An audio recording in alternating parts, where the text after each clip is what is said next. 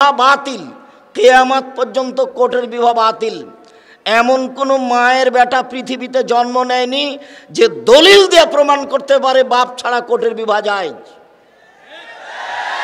কিয়ামত পর্যন্ত এরকম কোনো পথঘাট বের হবে না।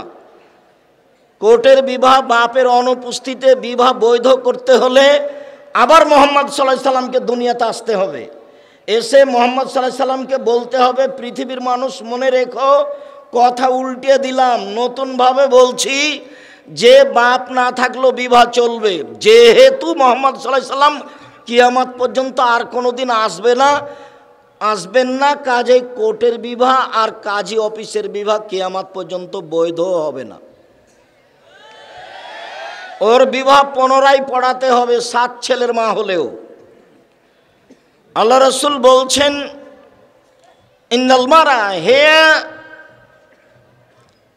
জানিয়া আই তুজাব্বিজু নাফসাহু, ওই মহিলার বিবাহ বাতিল। ওই মহিলা জেনা করে যে মহিলা নিজে নিজে বিবাহ বসে। লা তুজাব্বিজুল মারাতু আল মারাতা, একজন মহিলার বিবাহ দিতে পারে না। আরে ফুফু বলছে যে তোর বাপ তো বিবাহ দিবে না, তুই চলে আয়, মেয়ে ছেলে খুব ভালো, আমি বিবাহ দিয়ে দিব। তো ফুফু বিবাহ দিয়ে দিয়েছে। কখন কখন ফুফু নাকি বেটা ছেলে হয়েছে।